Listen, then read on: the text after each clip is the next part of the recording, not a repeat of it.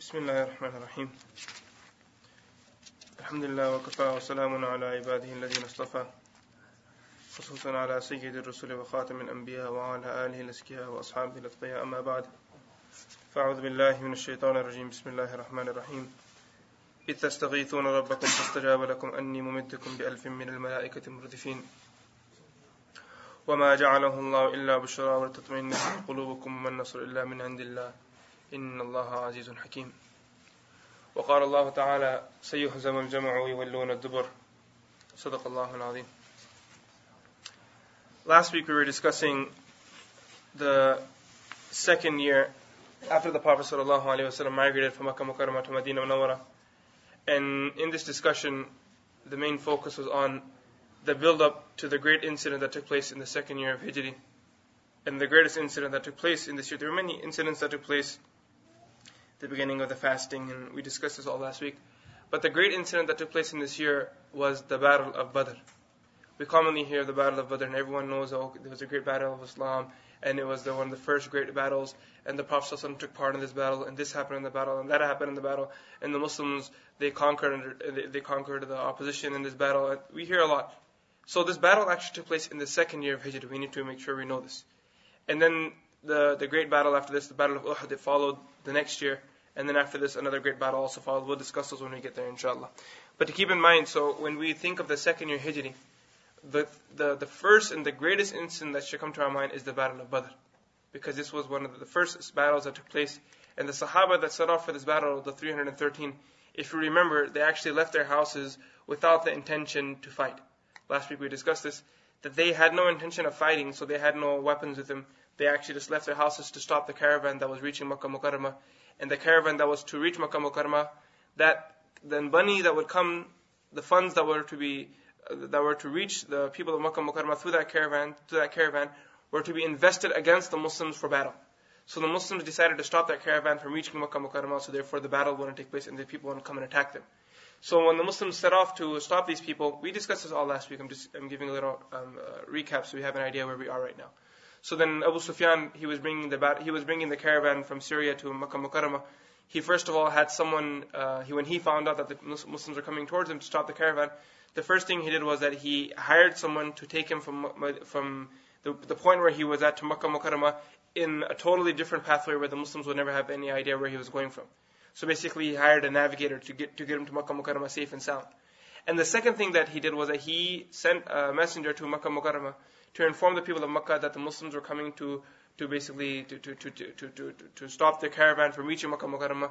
The people of Makkah, when they found out that their wealth was in danger, so what they did was they prepared their armies and they began to come towards the Muslims towards Medina Munawwara, towards that pathway towards Badr. Now what happened was that Abu Sufyan, he told Abu Jahl, who was the leader of the army of the people of Makkah Mukarramah, he wrote a letter to him telling him that now I'm safe, there's no need for you guys to come anymore. But Abu Jahl, he had now taken an oath that he was going to destroy Islam and destroy the Prophet ﷺ. And when he was leaving Makkah Mukarramah, he actually not only had a whole army of 1,000 people dressed in armor and fully equipped with their swords and with their weapons, and on horses and on camels, and they had everything set. But when he was leaving Makkah Mukarramah, he also brought along with him women who can sing and dance in celebration once they had been victorious, once they were to be victorious over the Muslims. So he was going with the intention that we were going to be victorious and we're going to dance and celebrate in the battlefield as soon as we kill these people. Finally, we're going to put ourselves to peace and we're going to put these Muslims to their grave. So when they were leaving Makkah Mukarramah now, the Prophet ﷺ hears that the mushrikeen and the kuffar of Makkah Mukarramah are advancing towards them with an intention of battle. And there's 313 to 1,000. And if you do the math, you know that that's more than 3 people to 1 Muslim. More than 3 of those, the people of Makkah, to the Muslim army, to 1. There was 3 to 1, that was the ratio in the battlefield. So he asked the Sahaba, what is your opinion, what should we do? So the advice of the Sahaba, one Sahabi said that also Rasulullah sallallahu alayhi wa sallam, if you tell us to jump into the sea, we'll jump in the sea with you. Another Sahabi of the Prophet sallallahu alayhi wa sallam, he says, Miqdad ibn al-Asad radiallahu ta'ala, he said to the Prophet sallallahu alayhi wa sallam, because the Prophet sallallahu alayhi wa sallam, he's looking at the attitude and the opinion of the Sahaba. If their support is there, then they can go ahead. But if the support of the Sahaba isn't there, then there's something to worry about. So he asked Miqdad ibn al-Aswad, what is your opinion? So Miqdad ibn al-Aswad radiallahu anhu, he stands up and he says to the Prophet sallallahu alaihi wasallam, O Messenger of Allah, don't think we're going to treat you like the companions of Musa alayhi salam treated their Prophet. What did they say to Musa alayhi salam? When Musa alayhi salam called them towards battle, فَاذْهَبْ أَنْتَ وَرَبُّكَ فَقَاتِلَا إِنَّهَا هُنَا قَاعِدٌ. That you and your Lord go and fight, and we're going to sit here and we're going to enjoy our comfort. Once you and your Lord win, then come back, then we'll come and enjoy the victory. But we're not coming to any battlefield. So Miqdad ibn al-Aswad radiallahu anhu, he tells the Prophet sallallahu alaihi wasallam the first thing, that don't expect that response from us. We're definitely not going to say that. If for anything that we are going to say, we're going to say, you and your Lord go and fight, and wherever you and your Lord go, we're going to follow you there till our deaths. So then the Prophet sallallahu alaihi wasallam, when he heard this response, he said to the Sahaba, then we will fight against them, and we won't step back now.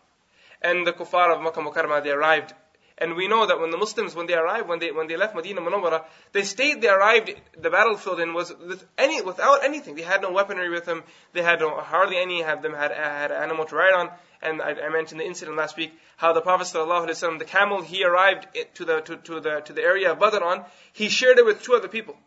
So basically, one rode it, the other two were walking. Then the second one would ride, the other two would walk. And then the third would ride, while the other two would walk. They had their rotation on the camel because this is how less they were on animals to ride on. So finally, when the Prophet ﷺ and the Sahaba, when they arrived in the area of Badr, and the battle was starting to take place, the enemy had taken their place in the battlefield, the Muslims had taken their place in the battlefield, the Prophet ﷺ, he made dua to Allah subhanahu wa ta'ala, and all the soldiers that were in the battlefield, Allah subhanahu wa ta'ala, He revealed unto them sakina, He revealed unto them peace, and the Sahaba, they got their rest that night. We have to understand how great of a blessing this was from the Prophet sallallahu alaihi wasallam. If we don't get our sleep one night, the next day we can't work. If one night we miss our sleep, imagine this, okay, you woke up 8 o'clock, 9 o'clock in the morning for work, you worked all day, and that night, for some reason, your child was crying all night, or you had to go to the hospital, or something popped up, and you couldn't sleep all night. The next day when you're at work, imagine what's happening in your mind right there. A really bad headache, and you're just dozing off and waiting to sleep, and you just call off or make some excuse of, I'm not going to go to work because I can't hack it. So here the Sahaba, imagine now these people, they were traveling, they weren't just sitting around, or like me and you do, sitting on our offices and typing some stuff up on the computer. That's our jobs. These Sahaba, they traveled from Medina Munawwara until they arrived in Badr, and now they know there's a possibility of a war. So the mental tension that's coming onto them, it's already started building up on them. And now what happens is, the Prophet ﷺ has confirmed that there will be a war now. And this is a war against those people who had kicked them out of Makkah Mukarramah. The people who had tortured them for many years, the people who had taken oaths after oath to kill them. So every time the Muslims would see this kuffar in Makkah Mukarramah earlier, before they migrated, was, I'm going to kill you, I'm going to kill your Prophet, I'm going to kill you, I'm going to kill your Prophet. So these death threats were given by these people for so long, and finally now they had to face these people in the battlefield. So for some it was excitement, for other they were afraid from the opponents, just because that these were the people who threatened them, tortured them for so many years. So now these people, how could they sleep that night knowing the next morning was a great battle? The first great battle in which Allah subhanahu wa ta'ala, it was up to Allah subhanahu wa ta'ala whether the haqq would overcome or whether the batil would apparently seem to overcome the truth. So whether the truth would now rise and Islam would be victorious, or would it be that the Muslims lose in their first battle and the kuffar, they are victorious, and apparently it seems that the batil and the falsehood has taken the upper step. So now all this is happening, and Allah subhanahu wa ta'ala, He blesses the companions with sleep that night. All the Sahaba of the Prophet sallallahu alaihi wasallam that night, they all fall asleep. And the Prophet sallallahu alaihi wasallam, that night, he stands in front of Allah, and he is the only one from the Muslim army that is awake. And he cries and cries and cries in front of Allah, and he's saying to Allah, Oh Allah, this is your deen. Oh Allah, we're just soldiers of your deen. Oh Allah, we're just the ones who worship you. Oh Allah, we're your servants. What can we do without your help? And he cries and cries in front of Allah subhanahu wa ta'ala until Fajr Salah time comes. When Fajr Salah time comes, the Prophet sallallahu alaihi wasallam, he wakes the Sahaba, and after waking the Sahaba up, the Prophet sallallahu alaihi wasallam, he leads the Sahaba in Fajr Salah, and then after this he tells the Sahaba, prepare yourself for the war. Now the Sahaba, radwanullahi ta'ala ajma'in, whatever they have, it comes in the narration that some of them stood there with sticks in their hands. Some had branches in their hands. The others had some metal instruments in their hands. Some had swords in their hands. And these people, subhanAllah, 313 of them, they stood up together as brothers, as one ummah, as the followers of Allah and His Rasul sallallahu alaihi wasallam. And standing in front of them are 1,000. What an army there were. And in the army is Abu Jahl. In this army is Umayyah bin Khalaf. In this army is Ikrimah bin Abi Jahl. These big monsters are standing in front of them. Utbah, Shayba, Walid, all these great people, they're all standing in the battlefield, and they're just biting their teeth, ready to tear up the Muslims. The Prophet ﷺ, with his, all the effort that he put in for this deen, from the very first breath that he took in his life, till this moment, everything is there in front of the Prophet ﷺ, all the sacrifice that was made. And this was the first chance to make a break now, and show Islam on top of the world. And the Prophet ﷺ, he's walking through the lines, and while he's walking through the lines, he's telling the Sahaba, straighten your lines, straighten your lines. If your lines are straight, Allah will keep your hearts together. Keep your lines straight, Allah will keep your hearts together. Keep your lines straight. The last advice the Prophet ﷺ is telling them, that whoever gives their life in this battlefield, Allah will give him paradise in return. And he's giving the advice to them, and the advice is coming from the Prophet ﷺ, not from some small khatib or some small alim, sheikh or muhaddith. This is coming from the Prophet ﷺ. He's giving them advice, and he's saying, straighten your lines, straighten your lines. The time for the battle has come. And one Sahabi, he was standing a little ahead, and with his chest sticking out from the line a little. The Prophet ﷺ, he took his staff and he poked him, and he said, straighten your line. So that person said to the Prophet ﷺ, the Sahabi, that you just oppressed me. The Prophet ﷺ, now, this is a time for battle, and the Prophet ﷺ is worried, and all the Sahaba are worried about their lives, and he's saying, you oppressed me. So the Prophet ﷺ, he gives the Sahabi the stick, and he removes his sheet, and he says, poke me back right now. So the Sahabi, he throws a stick to the ground, and he jumps onto the Prophet ﷺ, and he hugs the Prophet ﷺ. And he says to the Messenger of Allah ﷺ, that I wanted this to be the last memory of my life before I gave my life in the path of Allah. And he said, now I'm ready to fight in the path of Allah. Now I'm ready to give my life. And the Sahaba were ready. And then from the opposite side, the Quraysh, the people of Makkah Mukarramah, they made their lines. And once the lines are ready, both armies had come. Now how the people of Arab, when they used to fight, their method of fighting was a little different. Before they would start the actual battle, when they would see each other, they wouldn't just jump onto each other. They wouldn't wait for one of the parties to attack the other. What they would do is that the armies would line up on each side, and there'd be a little space in the middle. There'd be like a little space in the middle, empty space in the middle. And then the phase of Mubaraza would take place. So Mubaraza is when one of the enemies or one of the people from the battlefield, he'll stand up and he'll challenge one of the people from the opposite side. That who's a man from you, come and face me in the battlefield. So from the kuffar side, Utbah stood up. He brought along with him his brother Shayba and another one of his partners, Walid. So these are the three people that stood up from the side of the people of Makkah Mukarramah, the kuffar of Quraysh. They came out into the middle. And they said to the Sahaba, send 3 of your men in front of us. They called out to the Prophet ﷺ, that send 3 of your men to come in front of us in the battlefield. So 3 of the Ansar, they came. 3 of the Ansar. Hazrat Auf, Hazrat Muawiz, and Hazrat Abdullah bin Rawaha radiallahu ta'ala. They were from the Ansar. And the Ansar are those companions who were originally from Medina Munawwar. Okay? They weren't from Makkah. So now when the 3 Ansar stood up in front of these 3 people, Utbah, Shayba, and Walid, when they stood in front of each other, these 3 and the 3 came. Now this was like the muqaddama, the introduction to the battle. And everyone's hooting away, that kill him, do this to him, do that to them. This is how they used to excite themselves before the battle. The 3 would come in front of each other and they'd say, do this to him, do that to him. Take revenge from this day, take revenge from that day. And everyone's shouting away and screaming. And the noise at that time, at the moment of Mubaraza, is so great that their ears would pop. That's how much people would be screaming at that time. It's like a battle, kind of like a stadium for us. We can kind of imagine, give an idea of some kind of stadium. So here they have everyone's screaming away and the 3 come in front of 3. So Utbah, one of the people that came from the side of the kuffar of Quraysh, from the Makkah Mukarramah, he said to the Prophet ﷺ that who are these 3 people? We don't even know them. So then one of the 3 says that we are the Ansar. We are the helpers of Allah and His Rasul ﷺ and the companions. So then he says, the Utbah, the one from Quraysh, he says to the people he says to these 3 people, look, you guys can help all you want to. I didn't come here to fight you guys. I didn't come here after you. I came here after those who left Makkah Mukarramah. I came here after the Muhajir. Send 3 Muhajir, you guys get out of here. We don't want to fight you guys. So the Prophet ﷺ, when he sees that these people, they're dying and they're craving for the warm blood of the Sahaba who migrated from Makkah Mukarramah, thinking that these Sahaba from Makkah Mukarramah who migrated, the Muhajirin, they may have fear in their heart of these 3 people, or from the people of Makkah Mukarramah altogether. The Prophet ﷺ, he ordered the 3 Sahaba, all 3 of you get back into the lines. Hazrat Auf, Muawiz, and Abdullah bin Rawaha radiallahu anhu, they returned back from the middle. So the 3 people from the kuffar of Quraysh are standing there, and these 3 return back. The Prophet ﷺ, he turns towards the army, and he says, Hamza, come in the middle. Hazrat Hamza radiallahu ta'ala, he was Asadullah, he was the lion of Allah and His Rasul sallallahu alayhi wa sallam. He steps out of the lines and he comes to the middle. Ali, come in the middle. Hazrat Ali radiallahu anh, he steps out of the lines, he comes in the middle. And then the Prophet ﷺ says, Ubayyah, come in the middle. Ubayyah ibn al-Harith radiallahu ta'ala, he steps out of the lines and he comes to the middle. And then the Prophet ﷺ says, show these people who you are. And now the battle started. So, Hazrat Hamza and Ali radiallahu ta'ala, these were, subhanAllah, these two companions in particular, you know, the Prophet ﷺ labeled Hazrat Hamza radiallahu ta'ala. Hazrat Hamza, who was he? How was he related to the Prophet ﷺ first thing? He was the uncle. He was the uncle of the Prophet ﷺ. The Prophet ﷺ's father and Hazrat Hamza radiallahu anh were brothers. So now, Hazrat Hamza radiallahu ta'ala was a very warm-blooded person.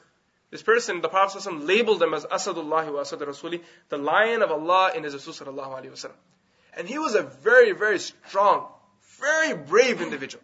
So when he was standing there, that itself was like a victory altogether. Okay? It's like a 3-on-3. Tick, this guy's won. Then the next person that's there is Hazrat Ali radiallahu anh. Now you have to understand, Hazrat Ali radiallahu anh, subhanAllah, without any disrespect, to explain, subhanAllah, he was, I don't want to use a slang word in a disrespect, Hazrat Ali radiallahu anh, a very, very powerful individual. When the battle of Khaybar took place, when the Sahaba, when they came to the forts of Khaybar and they couldn't get inside because the kuffar, what they'd done is they'd closed the doors to the Khaybar, to the fort, and they went inside it. And the Muslims are trying to come inside, and the kuffar had locked themselves inside this big castle, this big fort. So how did they come to the doors? Hazrat Ali radiallahu anh, he got the door and he yanked the door out with one hand. He pulled the door of a fort out. You ask one of the people who go to export here, that go and pull that door out there and let's see if you can do it. He won't be able to do it, believe me, no matter how strong he is. Right? But here, Hazrat Ali radiallahu anh pulls out a door of a fort. He pulls the whole door out, and then after that, he uses it as his shield. So this is Hazrat Ali radiallahu anh. And then the third is Hazrat Ubayyah bin Harith radiallahu ta'ala. So when the fight starts between the six that are in the middle, Hamza and Ali radiallahu anh, they wipe out the two in front of them. Wipe them out altogether. Ubayyah radiallahu anh, he's fighting with Utbah radiallahu ta'ala. While he's fighting with Utbah radiallahu anh, he attacks Utbah radiallahu anh. Ubayyah radiallahu anh attacks Utbah. And when he attacks him, he cuts him. Utbah in return counterattacks him, and he also cuts Ubayyah radiallahu anh. And after he cuts Ubayyah radiallahu anh, he then attacks him again, and he cuts off a portion of the leg of Ubayyah radiallahu anh. So Ubayyah radiallahu anh is down, and as Hamza and Ali radiallahu anh just finish off their opponents, they turn around, they see their companions on the ground, these two rush to him, and they blow off Utbah. They blow him off to the ground, and this person's dead too. Now they pick up their companion, and they bring him back to the Prophet sallallahu alaihi wasallam. The Prophet, he orders the companions to wrap up his leg and, cure him. And then the Prophet ﷺ, he tells the Sahaba, keep your line straight. Because after this portion of the Mubarazah would take place, the challenge between the six would take place in the middle, the 3 and 3. After their challenge would take place, when these people would go back to their sides, what would then happen is that they would wait there and they would excite themselves more and more and more, and then the battle would break out. So the Prophet ﷺ, he called the Sahaba back, he told Hazrat Hamza and Ali radiallahu anh to get back into the line. He began to encourage his companions more. And then the Prophet ﷺ, he went inside his area, his place where he was residing. The place the Prophet ﷺ was sitting, where he was planning and ordering the companions. He was playing the tactical role. So the Prophet ﷺ, he went back to his little tent area, as we like, if you want to refer to it as that. And when he goes in there, the Prophet ﷺ, the first thing he does is, he prays his 2 rakah salah. And after praying 2 rakah salah, he goes into sajda and he cries and cries and cries in front of Allah subhanahu wa ta'ala. And he is crying so profusely in front of Allah subhanahu wa ta'ala. And he's crying and making dua, because the battle was just about to start. And then as Ali radiallahu anhu said, the battle started. And when the battle started, I was fighting. And then I came into the place where the Prophet ﷺ was sitting to check up on the Prophet ﷺ. And I saw the Prophet ﷺ in sajda. And the Prophet ﷺ, all I can hear from him saying was, Ya Hayyu Ya Qayyum, Ya Hayyu Ya Qayyum, Ya Hayyu Ya Qayyum. He's crying away and he's saying, Ya Hayyu Ya Qayyum, Ya Hayyu Ya Qayyum. And then he said, I went back into the battlefield and I fought, and I came back. And I heard the Prophet ﷺ saying, Ya Hayyu Ya Qayyum, Ya Hayyu. He's still in sajda and he's repeating the same thing. I went back into the battlefield again, and I returned back the third time, and the third time I see the Prophet ﷺ, he's still in sajda, and he's reciting, Ya Hayyu Ya Qayyum, Ya Hayyu Ya Qayyum, Ya Hayyu Ya Qayyum. Then the Prophet ﷺ, he finished off his salah. Abu Bakr Siddiq radiallahu anh, he's with the Prophet ﷺ. The Prophet ﷺ, he raises his hands and he begins to make dua to Allah. And he keeps repeating in front of Allah, Oh Allah, I take an oath from you and from your promise of this deen, that, Oh Allah, if you wish, Oh Allah, if we lose today, there will be no one who will worship you on this earth. He's saying this to Allah. Oh Allah, if you wish, there's no one that's going to worship you on this earth anymore. Oh Allah, we want to worship you. Oh Allah, our ibadah is very weak. It's like me and you. Our ibadah is nothing. But oh Allah, you are such a great king that if you want, there is no need for anyone to worship you on this earth. Because Allah subhanahu wa ta'ala, only the human being isn't worshipping Allah. If we look at the creation, everything is worshipping Allah subhanahu wa ta'ala. Starting from the angels, to the jinn, to even the trees, to the wind, everything is worshipping Allah subhanahu wa ta'ala. What does Allah say in the Quran? وَإِن مِّن شَيْءٍ إِلَّا يُسَبِّحُ بِحَمْدِهِ وَلَكِنْ لَا تَفْقَهُونَ تَسْبِيحَهُمْ. That every single thing is glorifying and praising and worshipping Allah subhanahu wa ta'ala. The only thing is, me and you don't understand their worship. So here the Prophet sallallahu alaihi wasallam is saying to Allah, oh Allah, if you don't give us permission to be victorious today, oh Allah, then oh Allah, after today there's no one that's going to worship you. And he's crying away, and he's making this dua until the sheet of the Prophet ﷺ slips off his shoulder. When the sheet of the Prophet ﷺ slips off his shoulder, Abu Bakr Siddiq radiallahu anh, he takes the sheet, he puts it back onto the Prophet ﷺ, and then he holds the hand of the Prophet ﷺ, and he says to the Prophet ﷺ, that's enough now. He stops the Prophet ﷺ, he says, that's enough. You've cried enough in front of Allah subhanahu wa ta'ala, Allah subhanahu wa ta'ala will accept your prayer. Now, both of the people, they were correct in their approach. The Prophet ﷺ, his ayah was on the verse of Allah, on the verse of the Quran, that Allah subhanahu wa ta'ala لَغَنِيٌّ عَنِ الْعَالَمِينَ. That Allah subhanahu wa ta'ala, amongst his characteristics, amongst his names and his sifat, is he is ghani. Allah subhanahu wa ta'ala is ghani. Meaning Allah subhanahu wa ta'ala does not need anyone at all. Today's human being, today's Muslim, me and you, we think that if we don't worship Allah, Allah won't be as great as he is. Today me and you think that if I don't keep a beard, if I don't follow the sunnah, if I don't come and prostrate in front of Allah subhanahu wa ta'ala, if I don't give my zakah, if I don't perform my hajj, if I don't do these things, then it's as if Allah subhanahu wa ta'ala is going to lose out. This is the way we think. The Prophet sallallahu alaihi wasallam, he understood that there is no way Allah subhanahu wa ta'ala can lose out. And being victorious in this battlefield was only beneficial to themselves. So therefore he was making dua to Allah, oh Allah, if you want after today, no one will worship you on this earth. And if no one worships you on this earth, this won't bring you down in any way. Allah, you will remain as you are. But we will lose our chance to serve your deen. So the Prophet ﷺ, he's making his dua, What does Allah subhanahu wa ta'ala say in the hadith al-Qudsi? The Prophet ﷺ, he is speaking in the words of Allah subhanahu wa ta'ala, that if all of the people of the world, they became the most pious people, if all the people of the world, from beginning to end, from the insan to the jinnat, of all the creation of Allah, they were given a heart of the most pious person on the face of this earth. If all the people were given the heart of the Prophet sallallahu alaihi wasallam, مَا زَادَ ذَلِكَ مِن مُلْكِهِ شَيْئًا, this would not increase anything in the kingdom of Allah subhanahu wa ta'ala. Just because everyone became really pious, this wouldn't change Allah subhanahu wa ta'ala's kingdom. And then the Prophet sallallahu alaihi wasallam says that if all the people of the world were given the heart of Fir'aun and Haman and Qarun, if all the people of the world were given the heart of the most wretched person that ever stepped foot on this earth, مَا نَقَصَ ذَلِكَ مِن مُلْكِهِ, this will not increase anything from the kingdom of Allah subhanahu wa ta'ala. Allah is as He was and He will remain like this forever and ever. This is Allah subhanahu wa ta'ala. And we look at history. When we study history, Islamic history in particular, we see that Allah subhanahu wa ta'ala, there were times when He showered certain parts of the world with His blessing, greatly. And then what happened was Allah subhanahu wa ta'ala, He showed His sifat of istighna, how ghani He is, that Allah subhanahu wa ta'ala didn't need those people, they lost their connection with Allah, Allah subhanahu wa ta'ala also dropped those people too. For example, you look at the area of Russia.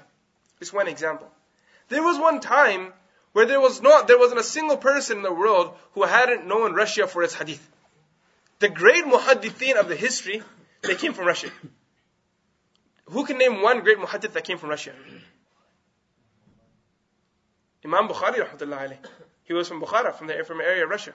Who was another great muhaddith that came from the area of Russia? Imam Abu Dawud rahmatullahi alayhi. All these great muhaddithin, the Sahih Sittah, more or less these scholars came from that area, from different parts, but they came from this area. Now many of them came from this area.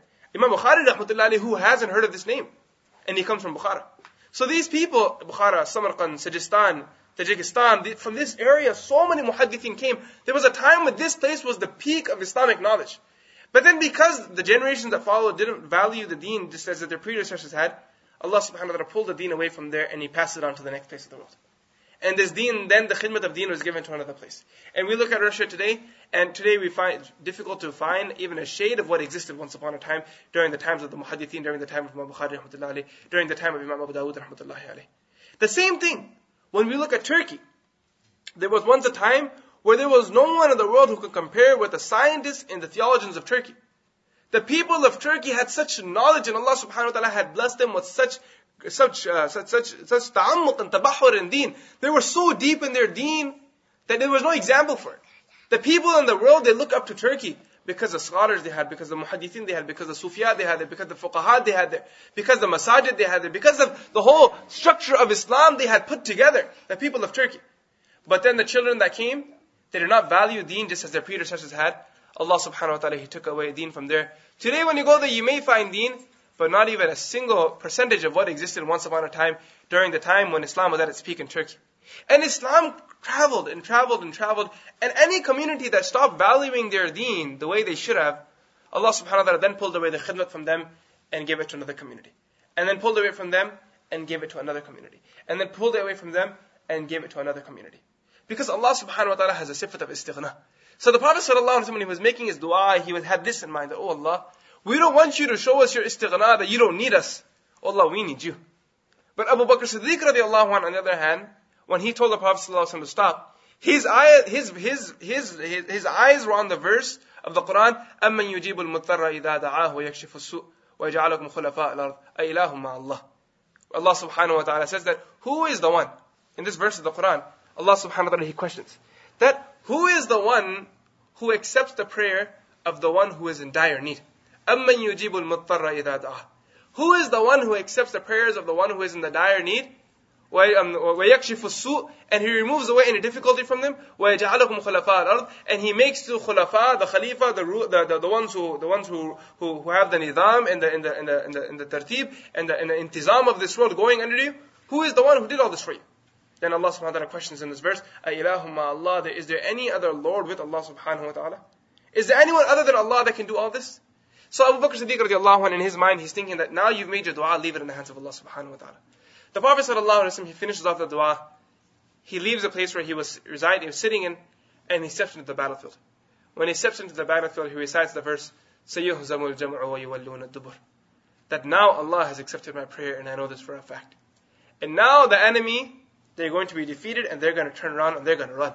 سَيُهْزَمُ الْجَمْعُ, they're going to be defeated. وَيُوَلُّونَ الدُّبُرِ, and they're going to turn around, and they're going to run as fast as they can. This is what's going to happen to the enemy now.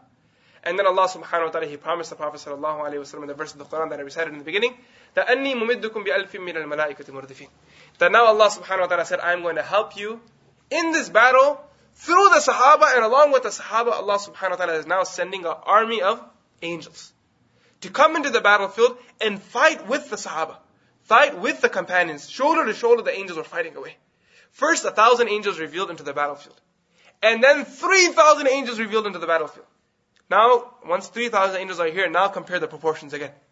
It's 1,000 versus 3,313.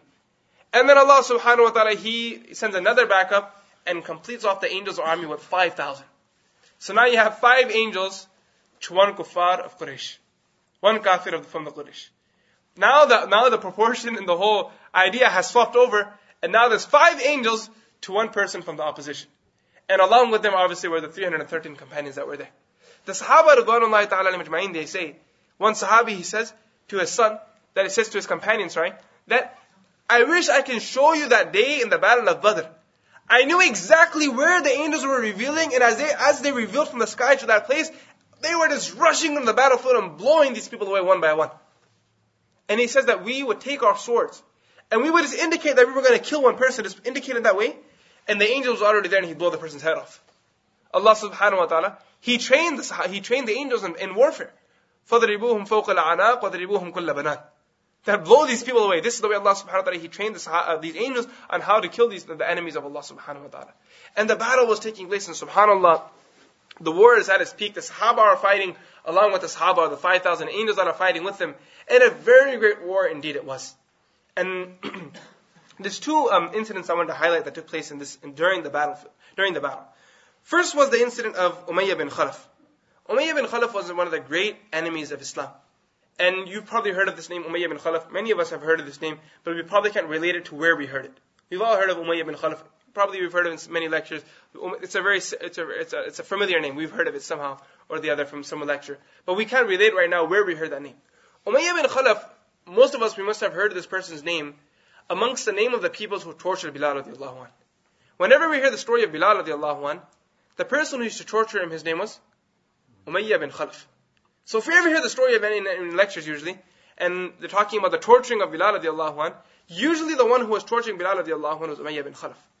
So Bilal radiallahu anhu in the battle of Badr, he saw Umayyah bin Khalaf. So Bilal radiallahu anhu, he told the Ansar, he was in his battle, he was in the war, he was in his combat, he told a group of Ansar that go and kill that guy there. So now the group of the Ansar, they advanced towards that person. Now one of the other companions, he knew Umayyah bin Khalaf from before Islam, and because he had friendship, he went to Umayyah bin Khalaf and he started taking him away from the Ansar, started pushing him away, so to distance him from the Ansar, so the Ansar wouldn't kill him. Now the reason why he was doing this was for two reasons. First thing, Umayyah bin Khalaf had his children with him. And he was basically paying back, basically showing his friendship that he had before Islam.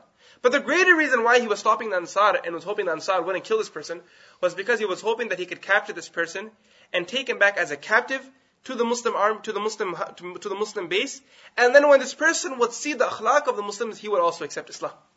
He was hoping that his friend would accept Islam. So he was taking him away.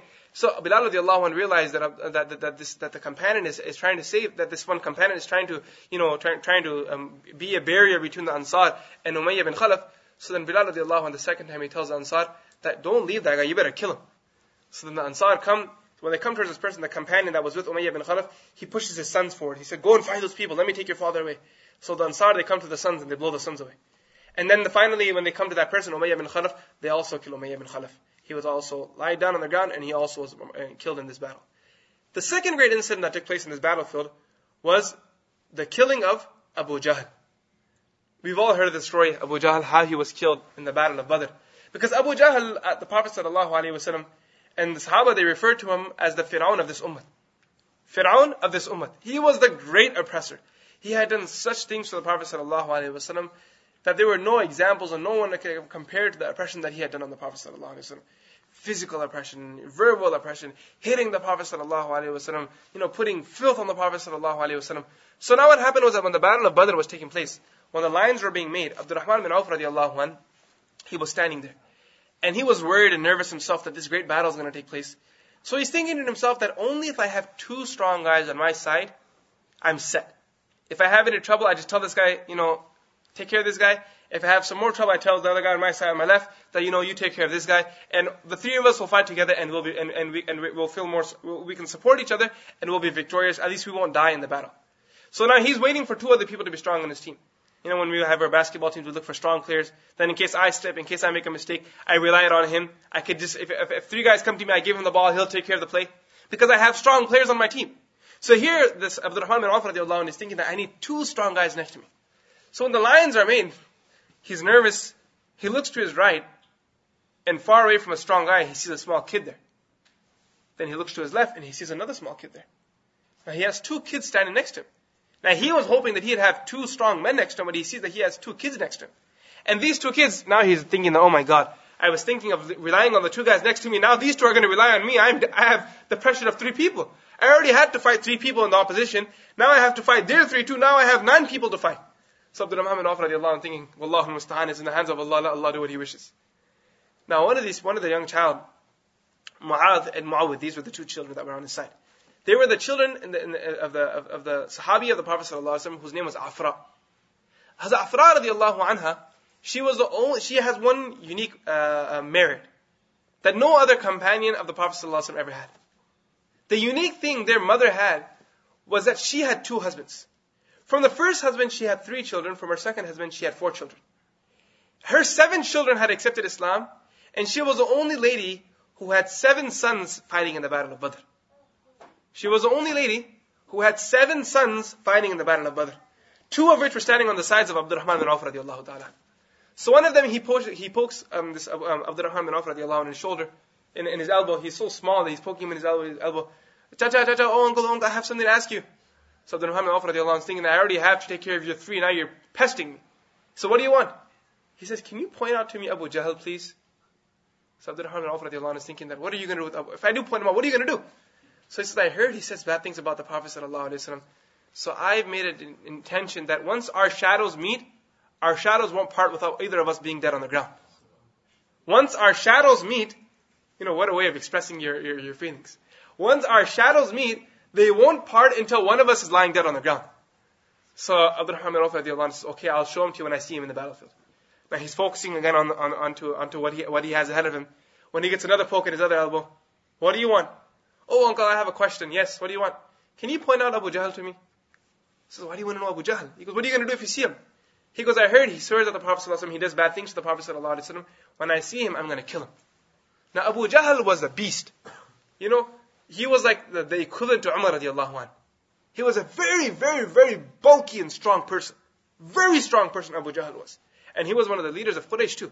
He wasn't a thin, skinny person. He was a very strong person, Abu Jahl was. Just as Hamza radiallahu anh, Umar radiallahu anh, these people were very big. Dirar bin Aswad radiallahu ta'ala. Dirar bin Aswad didn't take part in the battle of Badr, but he was one of the key fighters in the conquest of Sham, the conquest of Syria. He was one of the key Sahaba who fought in the conquest of Syria.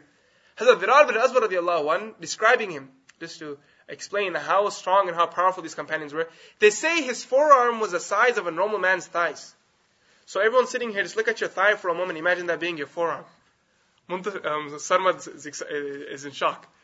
SubhanAllah. That imagine your thigh being the size of your forearm. SubhanAllah, this was, and not even some huge person, even a normal man's thigh, if that became your forearm, not bicep here, you could just imagine how big this person was. When he would come to the battlefield, he wouldn't wear armor. The reason why he wouldn't wear armor, because he'd say it'd slow him down. When he would come to the battlefield, he wouldn't ride on a horse, he'd intentionally ride on a mule. The reason why he'd ride on a mule wasn't because he couldn't afford a horse. It was because he wanted a slow animal, so he wouldn't pass by so quickly and he'd kill everyone on the way. He didn't want anyone to step past him, so he intentionally had a mule that he was to ride on that was really slow and took a step really slowly. When he would come to the battlefield, most people would have a sword and a shield. He'd come with 2 swords. So now imagine this person who has forearms the size of a man's thighs. Hafsa?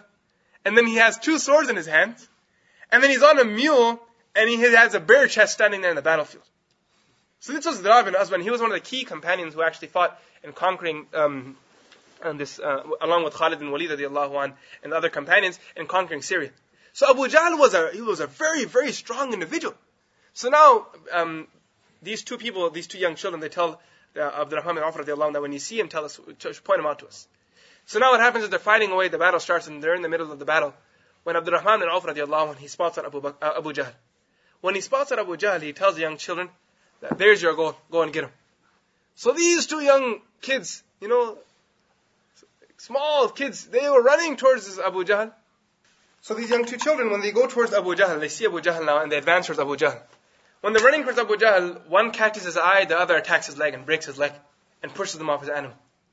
One attacks the animal, the other attacks him. Abu Jahl is on the ground and he has a broken leg. Now the best part was that Abu Jahl wasn't even expecting some small kids to come and attack him. Now, when Abu Jahl is on the ground and his leg is injured and he can't stand up again now, his animal's also on the ground, his animal's injured. Abu Jahl's son Ikrimah, he advances towards these 2 kids, and he attacks Mu'adh, the brother of Muawwidh. He attacks one of the 2, and he cuts his arm. Now the young kid, his arm is cut, but it's still hanging off the body by the skin. So he has a cut arm, but the arm is still hanging off his shoulder through his skin that's still intact. So now they're fighting away. And what happens is that Mu'adh radiallahu anh, he couldn't fight with his hand hanging like this. It was coming in his way. Every time he swung his sword, his hand would swing in his way. It was being a barrier between him and his battle. So he put his fingers underneath his toes, and he lifted himself and pulled his arm off, and left it there behind, and he carried on fighting in the battlefield. Now Abu Jahl is injured on the ground. These 2 brothers, they got pushed away in the wave of the battle, in the weight of the battle, and they went far away. Now Abu Jahl is injured there on the ground and he isn't dead yet. So Abdullah ibn Mas'ud radiallahu anh, he finds the moment and he jumps on Abu Jahl. Now Abdullah ibn Mas'ud radiallahu anh, he's sitting on the chest of this giant, and he himself was very, very small and very, very, very skinny person. It comes regarding Abdullah ibn Mas'ud radiallahu anh that once he climbed a tree. And the other Sahaba, they saw Abdullah ibn Mas'ud radiallahu anh on the tree, and they said to Abdullah ibn Mas'ud, look at this guy, man. Look at his legs, they're so thin. They were looking at a guy. You know how our guys make fun of each other, chicken legs. So they said, look how skinny this guy's legs are. What's he doing up there? Is he a man? What is he? So when they were making fun of him, when they were mocking Abdullah ibn Mas'ud radiallahu anhu's thin legs, the Prophet sallallahu alaihi wasallam, he said to the companions that they may seem thin and light in your eyes, but in the scale near Allah subhanahu wa ta'ala, they are more weighted than anything in this world is. Because of his knowledge, he was a very great mufassir and faqih of his time. He was a sahabi. He was one of the early few to accept Islam. He was from the Sabiqun al-Awwalun. So now he's sitting on the chest of Abu Jahl. So Abu Jahl, first of all, when he sees Abdullah bin Mas'ud, first of all, he's in pain, he's injured, and he knows that he's going to get killed now. Someone's going to kill him for sure. He can't even walk now. So he says to Abdullah bin Mas'ud that, man, is there no one better than you to come and kill me? What does he say to Abdullah bin Mas'ud? That if I'm going to die, at least I'd rather be killed at the hand of some great warrior like Umar or Hamza, or even the Prophet sallallahu alaihi wasallam. Do I have to die at your hands? Look at you. You're such a skinny guy. So Abdullah bin Mas'ud says, well, that's your bad luck. You're going to die at my hands. So then he tells Abu Jahl, tells him, look, I have one last request. If you're going to kill me, I have one last request. He said, what's your request? He says, when you kill me, don't cut my neck straight. Carve it through my chest. What does he say? When you kill me, don't cut my neck straight. Usually when you kill someone, what do? You cut their neck straight. But carve it through my chest. Make like an oval out of a shape through my chest. So Abdullah bin Mas'ud says, what kind of request is this? You're dying right now. You could have asked for my mercy. You could have accepted Islam. You could have done a million things. But you're asking me to cut your neck through your chest. So then Abu Jahl, he tells Abdullah bin Mas'ud, so when the heads of those who were killed in this battle are lined up, my head is above the rest. So when the head of those people who were killed in this battle are lined up, my head is above the rest. So it's because it's cut through the chest, it'll be a lot higher. So Abdullah bin Mas'ud said, the best place for you is the fire of hell, and he blew his head off and killed Abu Jahl there. Now the battle took place, and subhanAllah, the angels were there, and many miracles took place in this battle. The Sahabi, he had a stick, and he was going to attack the enemy, and when his stick turned into a sword. There were many great incidents took place. And very similar incidents actually took place when Afghanistan fought against Russia. When Afghanistan fought against Russia, many of us know, some years back, when Afghanistan fought against Russia, many of the very same miracles took place in that battlefield. One scholar actually wrote a book on this. That the nusrat of Allah subhanahu wa ta'ala, how the angels came to assist those who were oppressed at the time and they had to face the superpower of the time. Even America was supporting the Afghani, the troops. I will give you asliha, I will give you weapons, you guys go and fight, you guys go and fight. But when the nusrat of Allah subhanahu wa ta'ala came, Allah subhanahu wa ta'ala, He helped them from the unseen. So that's another, the nusrat of Allah and the help of Allah is always there for those people who put their faith in Allah subhanahu wa ta'ala. So these Sahaba, they fought away, until alhamdulillah, they were victorious. When they were victorious in the battlefield, and the enemies had fallen down, a great portion of them had been killed, and a great portion of them had been captured. Those that were killed, the Prophet ﷺ ordered that their bodies be thrown inside a well. So all their bodies were gathered together, and they were dumped inside a well there. It was an empty, dry well that was just there, so they threw their bodies inside. The captives were brought along with the Prophet ﷺ to Medina Munawwara. The Sahaba, subhanAllah, now you imagine the joy with them, that they had been victorious in the very first battle that they fought together. And they were outnumbered, and this is a battle that was to be remembered in history. And it wasn't a normal battle because it was a battle that took place in which month? In the month of Ramadan. So what were the Sahaba doing? They were fasting. In the heat of Arabia, they were fighting, and they were fasting at the same time. This was a test from Allah subhanahu wa ta'ala, but yet they were successful in their test, alhamdulillah. You tell someone that, go to the gym while you're fasting. I can't do that, man. Or play basketball while you're fasting. I can't do that. 60-minute game, 1-hour game, I can't do that. I can't play basketball and fast at the same time. What if I dehydrate? These Sahaba fought for their lives and fought for deen while they were fasting. And after they returned back to Medina Munawwara, it was near the end of the month of Ramadan. And the Prophet ﷺ, when he entered Medina Munawwara with the great good news that they had been victorious in the Battle of Badr, the Prophet ﷺ saw the companions returning from the graveyard, and they had just finished burying the daughter of the Prophet ﷺ. Hazrat Uthman radiallahu anhu's wife, Hazrat Ruqayyah radiallahu anha, she was a daughter of the Prophet ﷺ.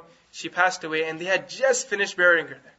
The Sahaba were coming back from putting the soil on her, and it comes that Hazrat Uthman radiallahu anhu was still dressed in the clothes that he was wearing as he had buried the daughter of the Prophet ﷺ. The Prophet ﷺ, he shed tears and he cried. It was a very sad day. Obviously, the Prophet lost his daughter, but at the same time, it was a great day in the sense that the Prophet ﷺ and the companions were victorious. Now the Sahaba, they sat down and they asked each other, and the Prophet ﷺ, he took mashura, he took advice of the companions, that what should we do with the captives of Badr? We have these people we've captured in the battle of Badr. What do we do now? So Umar radiallahu anhu, he gives his advice, and he says to the Prophet sallallahu alaihi wasallam that each and every one of them we should kill them. What should we do? Each and every one of the captives, the people that we've captured from the battle, all the prisoners, what should we do with them? Kill them all one by one. And should we just kill them normally, or was there a specific manner in killing them? There was a specific manner in killing them. He said to the Prophet sallallahu alaihi wasallam, the closest relative from us should kill the closest relative from them. So if there's a brother on this side and a brother on this side, the brother should kill the brother, not some foreign person. If there's a father on this side, a son on this side, the son should kill his father. So this is what he said to the Prophet ﷺ, that we should kill all the prisoners, and the closest relative should kill the closest relative. The Prophet ﷺ said to Umar radiallahu anhu that, your advice is there. Who else has advice? Other companions gave their advice until Abu Bakr Siddiq radiallahu anhu said to the Prophet ﷺ that we should set them free. But we should set them free in return of fidya. They should give us some money. They should give us, pay us for their freedom. And then those of them who can teach our children something or teach our community, give them education, that will be their freedom. They will teach our people, and once they teach us, give us education, we'll set them free. But we should set all of them free and not kill any of them. The Prophet ﷺ, he was a very soft-hearted person. SubhanAllah, he has the enemies in front of him. The people who came with the thirst of his blood. And the Prophet ﷺ, he agrees to setting them free. Now, this was done through advice. This is why whenever we do something through advice, always remember, the mercy of Allah is always there. Whenever we do something through advice, the mercy and the help of Allah is always there. Because after this decision was taken, Allah subhanahu wa ta'ala, He revealed the verse of the Quran. مَا كَانَ لِنَبِيٍّ أَن يَكُونَ لَهُ أَسْرَىٰ حَتَّى يُدْخِلَ فِي الْأَرْضِ. Allah subhanahu wa ta'ala was not happy with the actual decision. The decision should have been according to the advice of Umar radiallahu ta'ala. Allah subhanahu wa ta'ala, He Himself wanted all the prisoners to be killed one by one. But through advice, they acted upon the advice of, through the mashwara, they acted upon the advice of Abu Bakr Siddiq radiallahu anhu. And it comes in the ayat, لَوْلَا كِتَابٌ مِّنَ اللَّهِ سَبَقَ لَمَسَّكُمْ فِي مَا أَخَذْتُمْ عَذَابٌ عَظِيمٌ. That if it wasn't for the advice that you had taken from each other, the great punishment of Allah would have come upon you, and the whole nation would have been destroyed. So Allah subhanahu wa ta'ala, He let that, so the Prophet sallallahu alaihi wasallam, he acted upon the advice of Abu Bakr Siddiq radiallahu anhu, but Allah subhanahu wa ta'ala actually desired that desired is not a good word to use with Allah subhanahu wa ta'ala, but Allah subhanahu wa ta'ala, in His knowledge of, and without any limits of wisdom, wished that the advice of Umar radiallahu anhu would have been adopted. That was the correct decision to make, to act upon the advice of Umar radiallahu ta'ala. So now this also happened. Now after this happened, the Prophet sallallahu alaihi wasallam, he gathered the companions together, and they went to the Battle of Badr. The Battle of Badr took place on the 17th of Ramadan. And now the month of Ramadan had finished. The companions had returned back to their homes. They were victorious in the battlefield. The enemies, the dead bodies had been thrown inside the well. The prisoners had been dealt with, and whatever money they had retrieved through the battle, they had also distributed that too, until the month of Ramadan had finished. And now the first of Shawwal came. In the first of Shawwal, the Prophet ﷺ, he gathered the companions together, and the first Eid al-Fitr Salah was led by the Prophet ﷺ in Islamic history in Medina Munawwara by the Prophet ﷺ. And after this, there were one or two more incidents that took place in this year. But however, inshallah, we'll discuss those in the next lecture, inshallah. So this was the Battle of Badr. There's many lessons for us to learn from this battle. But one thing that's definite that we should learn from the Battle of Badr is how a person should, in reality, be reliant on Allah subhanahu wa ta'ala. How the Prophet sallallahu alaihi wasallam, at such a difficult time of the battle, what is he doing? He's making dua to Allah subhanahu wa ta'ala. All he was doing is making dua. When we have our times of difficulty, how many of us actually spend that much time making dua to Allah subhanahu wa ta'ala? We read one or two wazifas, we may make dua for 2-3 minutes. But the Prophet ﷺ, if he had any difficulty, he would be engaged in his salah and continuous dua, crying and begging Allah subhanahu wa ta'ala. So, this is one lesson that we learned. There are many lessons that we learn from this. Another lesson that we learn is that Allah subhanahu wa ta'ala does not waste the sacrifice of any person. All the sacrifice that was made in Makkah Mukarramah, Allah subhanahu wa ta'ala, He paid them all back by the victory of the Battle of Badr. And another thing we learned is the importance of mashara and seeking advice from one another when we decide to make a decision. And in particular, doing istikhara. Istikhara means to seek good from Allah subhanahu wa ta'ala in any decision that we decide to make. So these are certain things that we learn from this incident. Sahaba, subhanAllah, their support to the Prophet ﷺ, their support to Deen, and the Prophet ﷺ's sacrifice for the sake of Deen is apparent in this. May Allah grant us all the ability to also be steadfast and firm in our Deen. May Allah subhanahu wa ta'ala also grant His help to all those that are oppressed in this world, any corner of the world, anyone is oppressed in. May Allah grant His nusra to those people. May Allah give us the ability to also be steadfast on the deen and grant us nusra and the help of Allah as long as we live in this world. Subhanallah wa bihamdihi, subhanakallahumma wa bihamdik. Ashhadu an la ilaha illa anta nastaghfiruka wa natubu ilayk. Wa akhiru da'wana alhamdulillah.